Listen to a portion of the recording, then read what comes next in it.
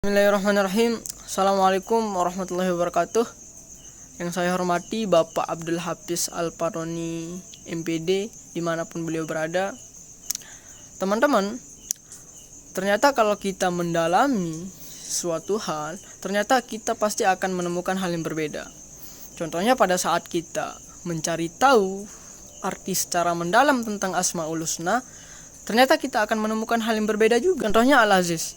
Mungkin kalau kita cari tahu arti Al-Aziz, mungkin kita akan banyak menemukan arti Al-Aziz itu yang maha kuat, yang maha perkasa, yang maha tanpa tertandingi.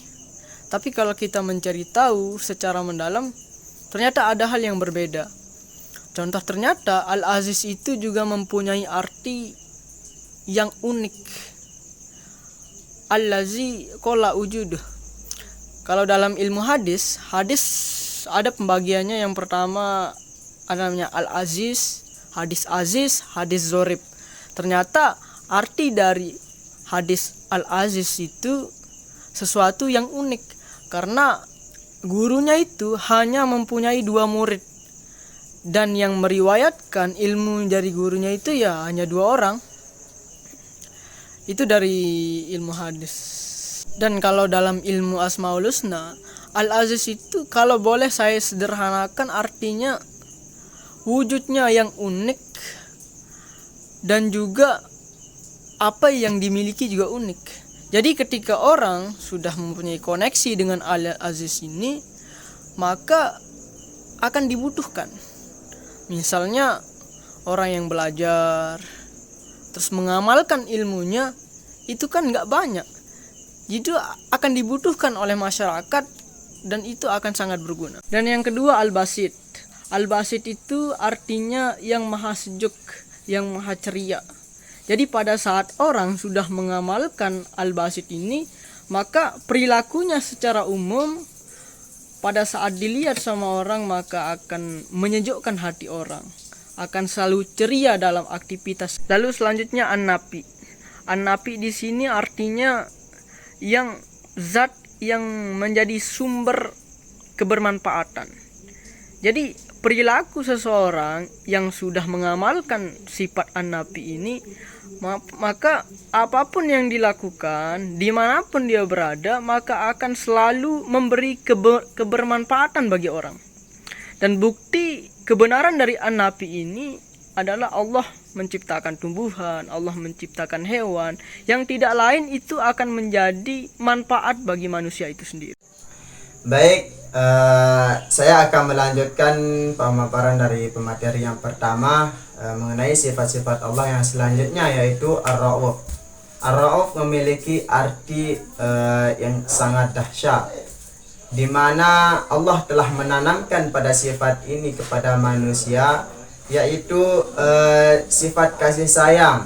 Jika dieksplor oleh manusia akan menjadi kasih sayang yang sangat dahsyat, yang menimbulkan rasa peduli antar sesama.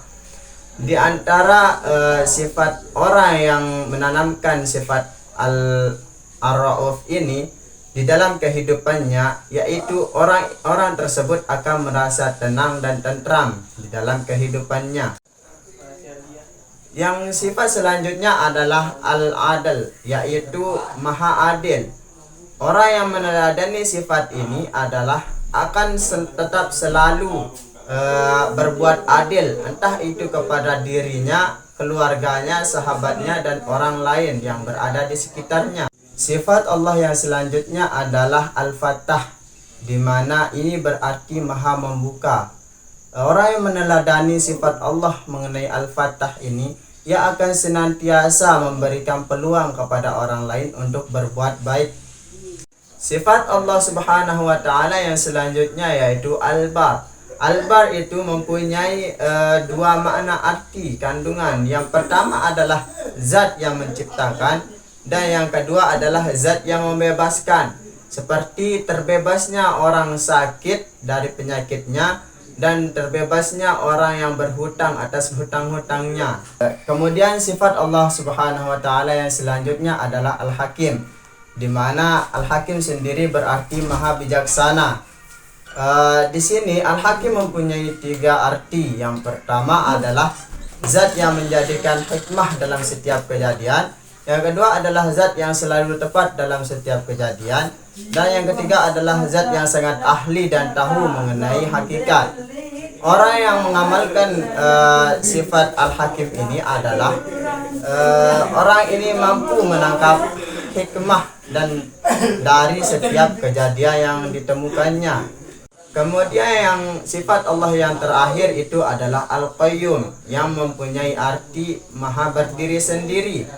Di sini orang yang meneladani sifat Al-Qayyum ini akan senantiasa menyelesaikan masalahnya sendiri dengan tidak menceritakan kepada orang lain. Hanya ia berdoa kepada Allah dan berusaha dengan semaksimal mungkin untuk menyelesaikan masalahnya. Mungkin hanya ini yang bisa saya sampaikan. Sekian, assalamualaikum warahmatullahi wabarakatuh.